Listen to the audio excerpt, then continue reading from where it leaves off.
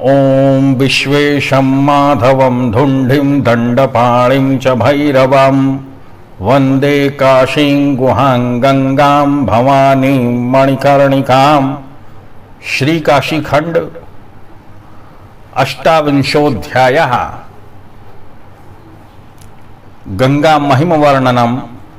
श्री काशी खंड का 28वां अध्याय, जिसमें वाहिकाख्यान सहित गंगा जी का वर्णन है। 28 अध्याय में कही वाहिकाख्यान, श्री गंगा महात्म्य पुनि बहुविधि वर्णन जानु, बहुविधि वर्णन जानु।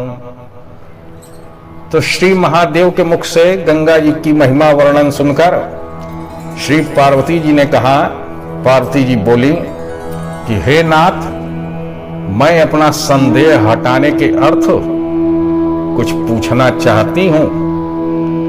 हे त्रिकाल ज्ञान कोविद, यदि आपको कष्ट न होवे तो कहिए। जबकि चक्र पुष्करणी के तीर पर विष्णु तपस्या कर रहे थे, तब राजा भगीरथ कहां थे और भागीरथी कहां थी? तो महादेव ने कहा कि सदा शुद्ध है विशालाक्षी, इस विषय में संदेह न करना चाहिए, क्योंकि श्रुति, स्मृति और पुराणों में भूत, भविष्य एवं वर्तमान ये तीनों काल ही सर्वदा समान रूप से कहे जाते हैं। भविष्य में भूत के समान और वर्तमान में भी भूत के तुल्य व्यवहार कल्प भेद आदि कारणों से हो सकता है, अतः व्यर्थ का संशय मत करो। इसे कहने के पश्चात फिर शिव गंगा की महिमा कीर्तन करने लगे। तो अगस्त ऋषि ने स्कंद भगवान से कहा कि पार्वती नंदन, फिर महेश्वर देव ने विष्णु से गंगा की महिमा जिस प्रकार से वर्णन की, उसे भी आप कहिए। तो स्कंद भगवान ने कहा कि हे अगस्त मुने, देवदेव ने पापघ्न गंगा महात्म्य जैसे भाषण किया था, इस घड़ी उसी को सुनो। जो कोई त्रिपदगा गंगा में एक बार पिंडदान करता है, वह तिल जल के द्वारा अपने पितरों को भवसागर से उद्धार कर देता है।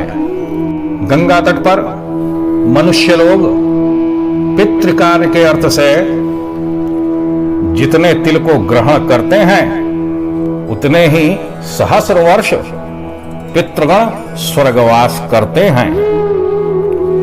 देवगण एवं पितृगण गंगा में सर्वदा निवास करते हैं, अतएव वहां पर उन सब का आवाहन या विसर्जन नहीं होता।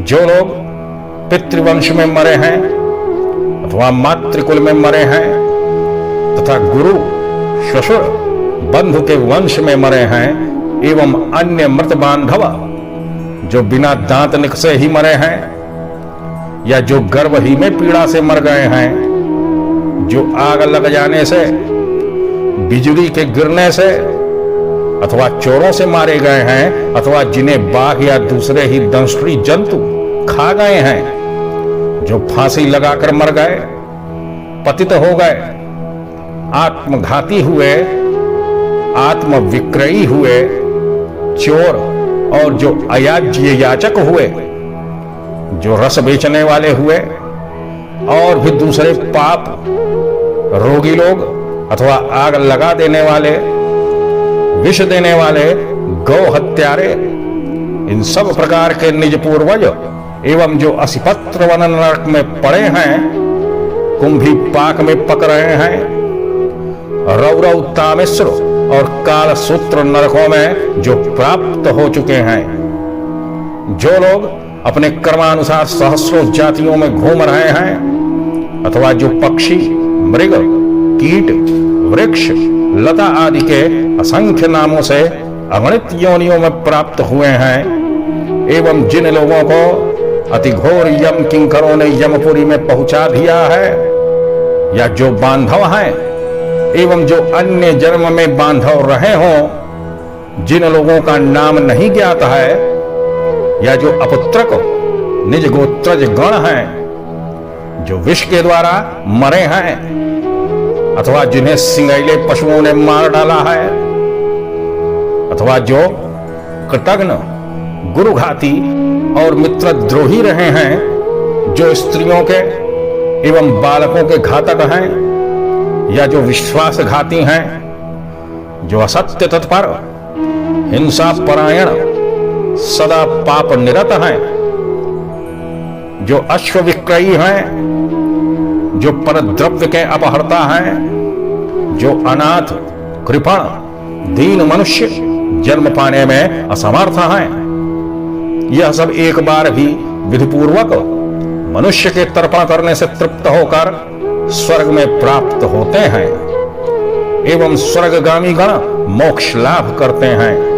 पितृवंशे मृता ये च मातृवंशे तथैव च गुरु श्वशुर बंधूनाम ये चान्ये बांधवा मृताः अजातदंता ये केचित् द्येज गर्भे प्रपीडिताः अग्निविद्युच्चोरहता व्याघ्रदंष्टिभिरेव च उद्बंधनम मृता ये च पतिता आत्मघातकाः आत्मविक्रयणश्चौरा ये तथा याज्ययाजकाः रसविक्रय्योणे च ये चान्ये पापरोगिणः अग्निदागरदाश्चैव गोघ्नाश्चैव सवंशजाः असिपत्रवने ये च कुंभीपाके च ये गताः रौर्वे प्यन्धता मिश्र कालसूत्रे च ये गताः जात्यन्तरसहस्रेषु भ्राम्यन्ते ये स्वकर्मभिः ये तु पक्षे मृगादीनां कीटवृक्षादिविरुधाम् योनिं गता स्वसंख्याता संख्याता नाम शोभनाः प्रापिता यमलोकं तु सुघोरैर्यमकिंकरैः ये बांधवा बांधवा वा यन्म जन्मनि बांधवाः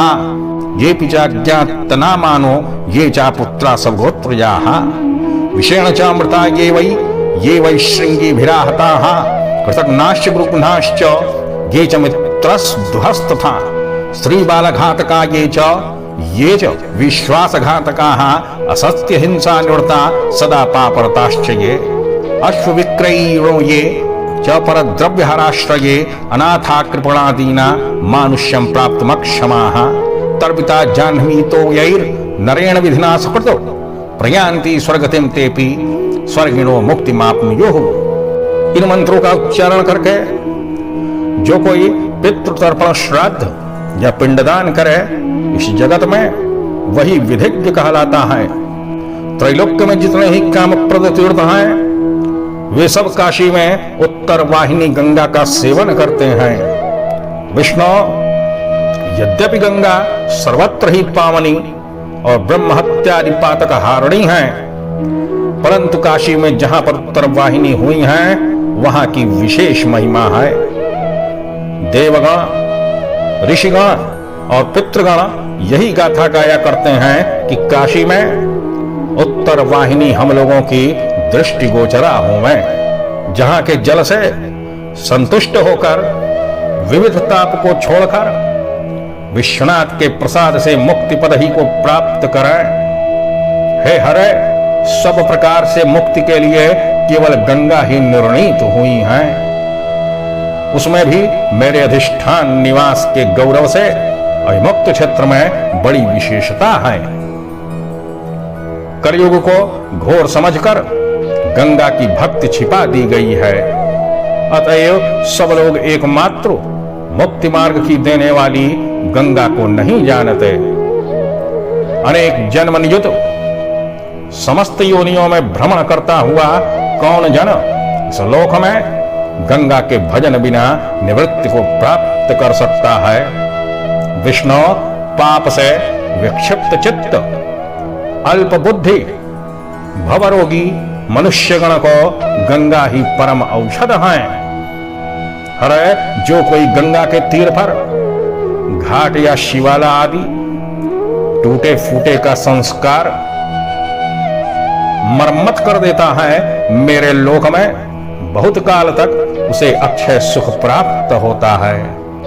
खंडस्फुटित संस्कारम गंगा तीरे करोति यः मम लोके चिरम कालम तस्या अक्षय सुखम हरे। अक्षय सुख प्राप्त होता है जो जन परार्थ क्या स्वार्थ गंगा यात्रा का उद्देश्य कर फिर मोहवश नहीं जाता, वह पितृगण के सहित पतित होता है।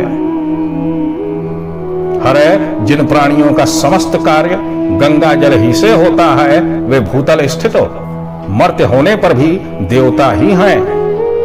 जो कोई बहुत से पापों को करके चरम वृद्धावस्था में भी गंगा का सेवन करता है, उसे भी शुभ गति प्राप्त होती है।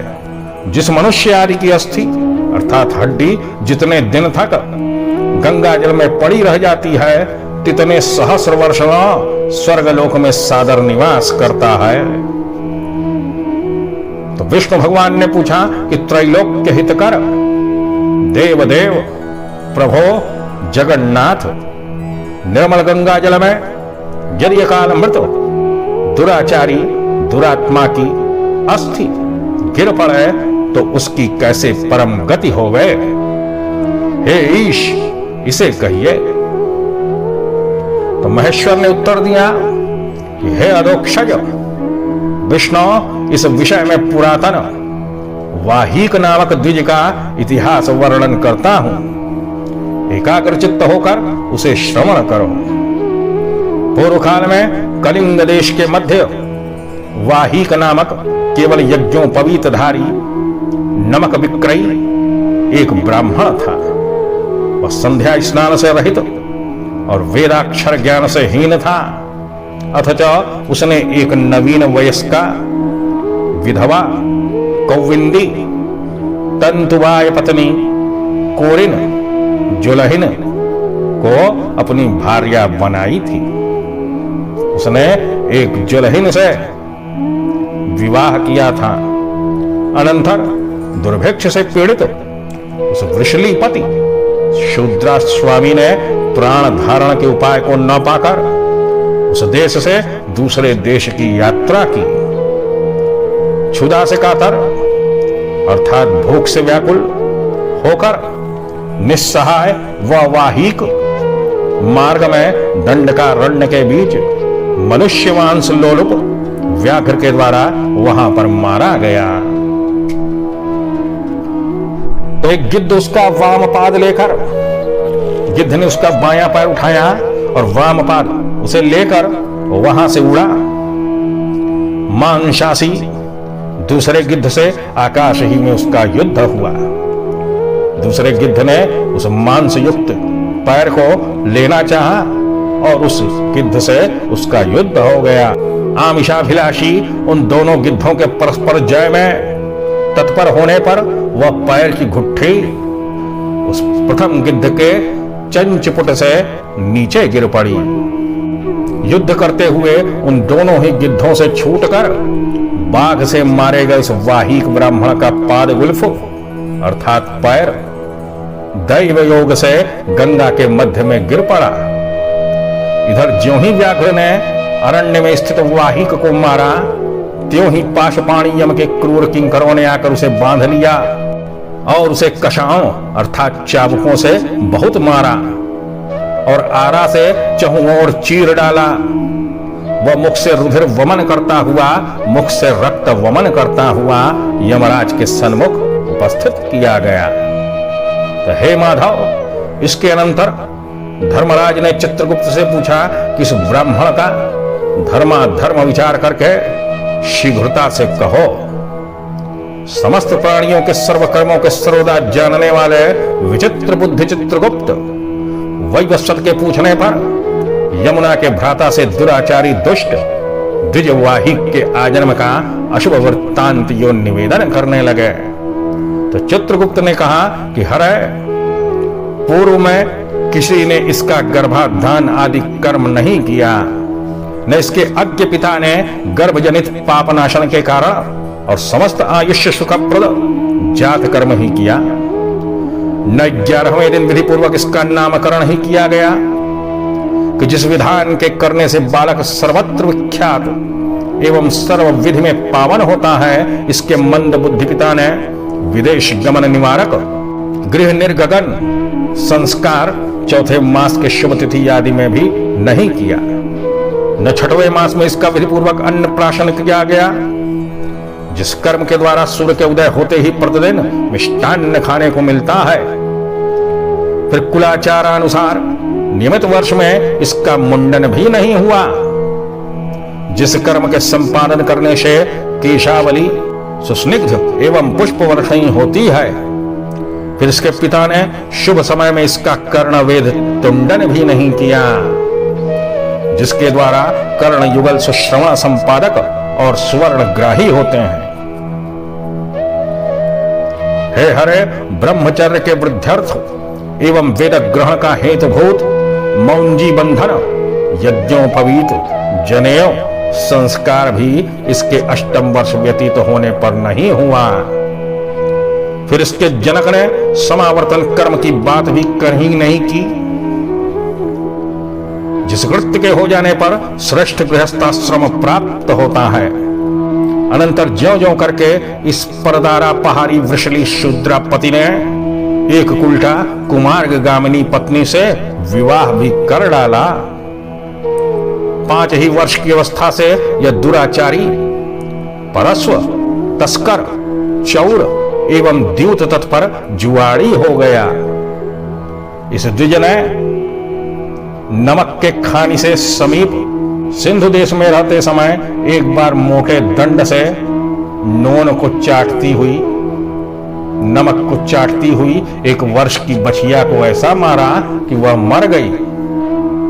इसने अनेक बार माता को पैरों के चोट से मारा है और कभी भी पिता के वचन का पालन नहीं किया।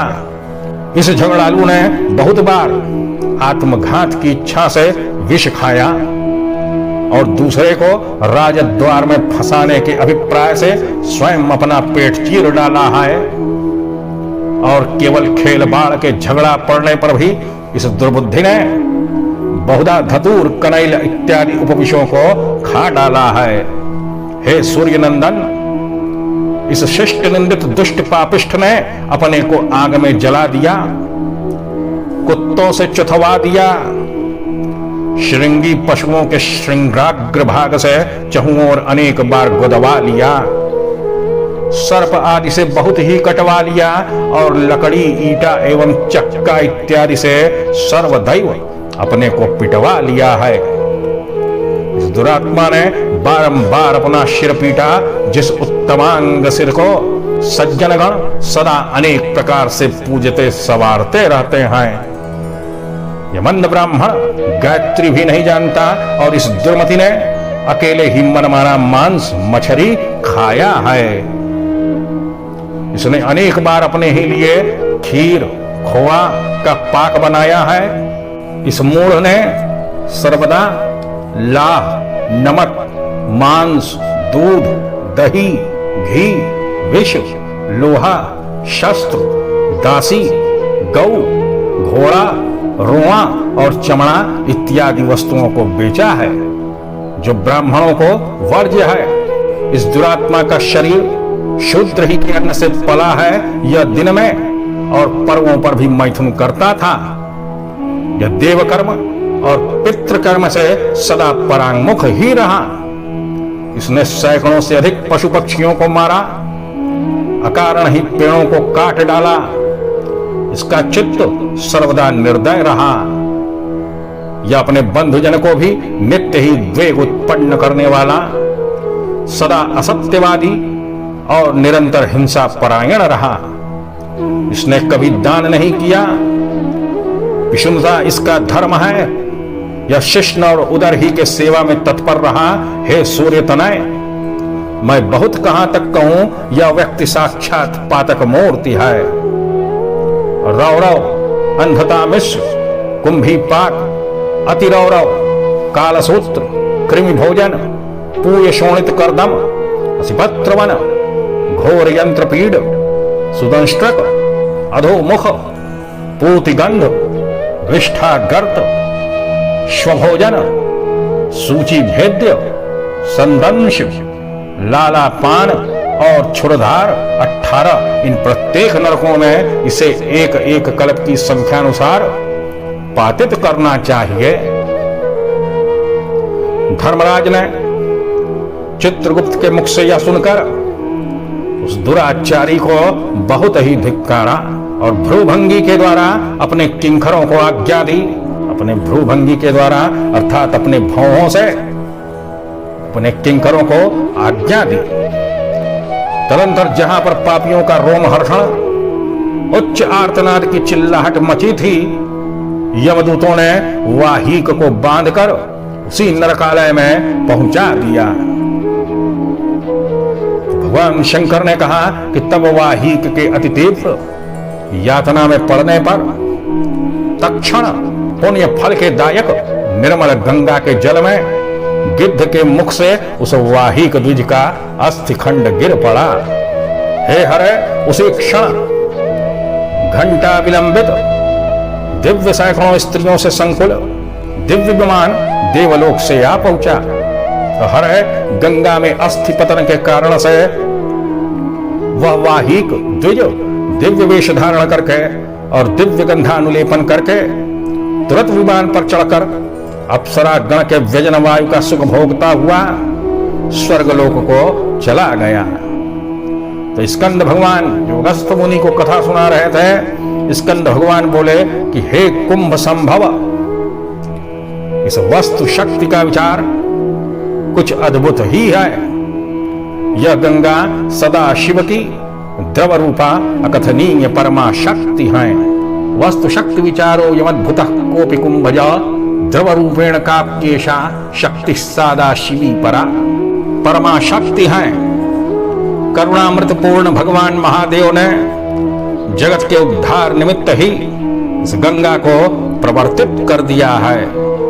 संसार में जैसे दूसरी सहस्रशः नदियां जल से पूर्ण वर्तमान हैं, वैसे ही त्रिपथगामिनी गंगा को सज्जन गण न समझें। मुने गंगाधर शंभु ने दया दृष्टि से वेदाक्षरों को निचोड़कर उसी के रसों से इस गंगा का निर्माण किया है। शंकर ने सब जंतुओं पर कृपा करके योग और उपनिषदों के सार को लेकर उसी से इस सरिद्वरा को बनाया है। जिन देशों में यह सुरध्वनि नहीं है, वे सब देश चंद्र से हीन, रात्रि और पुष्प रहित वृक्षों के तुल्य हैं। विष्णु गंगा के जलधारा से विहीन समस्त देश और दिशाएं न्याय रहित संपत्ति और दक्षिणा से हीन यज्ञ के समान हैं। सूर्य से रहित जैसे आकाशांगण हो और रात्रि में जैसे बिना दीपक का गृह हो, एवं जैसे वेद वर्जित ब्राह्मण हो, उसी प्रकार से गंगाहीन दिशाएं भी व्यर्थ ही हैं। यदि कोई देह शोधन के लिए सहस्र चांद्रायण व्रत करे और कोई गंगा का जल ही पिए, तो उन दोनों में गंगा जल पीने वाला ही श्रेष्ठ समझा जाता है। जो कोई शत सहस्र वर्षों एक पाद से खड़ा रहकर तपस्या करे और दूसरा कोई एक वर्ष मात्र गंगा जल पिए, तो उन दोनों में भी गंगा जल पान करता ही अधिक है। हरे, जो मनुष्य सैकड़ों वत्सर अधशिरा होकर लटकता रहे, उसकी अपेक्षा गंगा के बालू का रूप शैया पर शयन करने वाला सर्वथा श्रेष्ठ है। इस लोक और कलिकाल में पातक एवं संतापों से दग्ध जीवों का पाप ताप हरण जैसा जाह्नवी गंगा करती हैं, वैसा अन्य कोई भी नहीं कर सकता। पाप तापा वितप्ता ना भूता नाम जाह्नवी पाप ताप हरा यद्वद गंगा नान्यथता कलौ। नहीं कर सकता। जैसे गरुड़ के दर्शन मात्र से सर्पगण विष रहित हो जाते हैं, तद्रूप केवल गंगा का दर्शन होते ही पाप पुंज निष्प्रभ हो जाते हैं। जो नर गंगा तटोद्भूत मृत्तिका को, गंगा के तट के मिट्टी को मस्तक पर धारण करता है, वह निश्चय करके तमोनाशन के लिए सूर्य बिंब ही के धारण किए रहता है। व्यसनों से अभिभूत एवं धनहीन और पापी जन की एकमात्र गंगा ही गति है। अन्य विधि की कोई दूसरी गति नहीं कही गई है। महात्म्यादि श्रवण स्नानादि की अभिलाषा दर्शन, स्पर्शन, पान और अवगाहन करने से गंगा पुरुष के उभय वंश को तार देती हैं, इसमें संदेह नहीं है। गंगा के कीर्तन, दर्शन, स्पर्शन, जल पान और स्नान करने से पाप संचय और पातक क्षय यथाक्रम 10 गुण अधिक प्राप्त होता है। गंगा की प्राप्ति होने से जो पुण्य लाभ होता है वह मनुष्य को पुत्र, धन और दूसरे अनेक सत्कर्मों के द्वारा कभी नहीं मिल सकता। जो लोग शक्ति रहते मुक्ति गर्भिणी गंगा में स्नान नहीं करते, वे सब जन्मांध, पंगु और जीवन मृतक हैं। हरे गंगा महात्म्यवादिनी निश्चितार्था श्रुति को सुनो, इसे सुनकर उत्तम नर गंगा का आश्रय करें। ऐरावती, मधुमती, पयस्विनी, अमृत रूपा, ऊर्जस्वती, इन 5 नदियों की भेदात्मिका स्वर्ग संभूता गंगा का जो आश्रय करते हैं वे त्रिदिव्य स्वर्ग या मोक्ष को प्राप्त होते हैं। जो लोग ऋषियों से सेवित अति पुण्य धारा पुरातनी विष्णुपदी जाह्नवी को इस लोक में सर्वात्मना मन से प्राप्त होते हैं, वे सब ब्रह्मलोक में चले जाते हैं। माता जैसे पुत्रादिकों को सुख से रखती है, तैसे ही सर्वगुणशालिनी वही गंगा समस्त लोगों को ऐहिक और स्वर्ग सुख का भागी बनाती है। अतः इष्ट ब्रह्म पद के अभिलाषी जितेंद्रिय गण को उसी गंगा की उपासना सदा करनी योग्य है। आत्मविशुद्धि कामना वाला मनुष्य देवगण सेविता, स्कंद की जनयित्री, इरावती, सजला, शिष्टों से सेवनीया, अमृतमयी, विश्वरूपा, ब्रह्मकांता गंगा का आश्रय लेवे। मनुष्य ब्रह्मचारी और एकाग्र चित्त होकर गंगा में स्नान करने से पाप रहित होता है एवं वाजपेयी यज्ञ का फल प्राप्त करता है। अशुभ कर्मों से ग्रस्त महासमुद्र में डूबते हुए और नरक में गिरते हुए लोगों को भी आश्रित हो जाने पर गंगा ही सर्वदा उद्धार कर देती हैं। जैसे समस्त लोकों में ब्रह्मलोक उत्तम है, वैसे सकल नदी और सरोवरों में गंगा ही श्रेष्ठ है। अन्य किसी स्थान में सम्यक प्रकार से संकल्प करके 3 वर्ष तपस्या करने से जो फल होता है, भक्ति पूर्वक आधी घटिका में वही फल गंगा तट पर प्राप्त हो जाता है। मनुष्यों को रात्रि में चंद्रोदय होने पर गंगा के तीर में जो आनंद आता है, अक्षय सुख को भोगते हुए स्वर्गवासी को भी वह प्रीति नहीं होती। स्वर्गस्थस्य न सा प्रीतुर भुंजतः सुखमक्षयम् यस्यात् गंगा तटेषु साम्रात्रौ चंद्रोदये सति। जरा और रोगों से पूर्ण अपने मृतक शरीर को गंगा के जल में धीरता से तृण के समान फेंक देने से अमरावती में प्रवेश करे। चंद्रमंडल जिस गंगा के जलराशि से निरंतर प्लावित होकर दिन बीतने पर फिर अत्यधिक शोभा धारण कर लेता है, जिसके जल में स्नान करने से सद्य पातक विनष्ट हो जाते हैं और तत्क्षण बड़े कल्याण की प्राप्ति हो जाती है। हे अच्युत, जिसके जल में स्ववंशज पुरुषों के द्वारा श्रद्धा पूर्वक पितरों को दिए हुए उदक 3 वर्ष के लिए पूर्ण तृप्ति कर देते हैं। विष्णु जो पृथ्वी पर के मनुष्यों को और पाताल आदि अधस्थित सर्पादिकों को एवं स्वर्ग में स्वर्गवासियों को तार देती हैं, इसी कारण से उस गंगा का नाम त्रिपदगा प्रसिद्ध है। वह समस्त तीर्थों में उत्तम तीर्थ है और संपूर्ण नदियों में उत्तम नदी है। अथच वह गंगा समग्र जंतुओं को यहां तक कि महापातकी को भी स्वर्ग में पहुंचा देती हैं।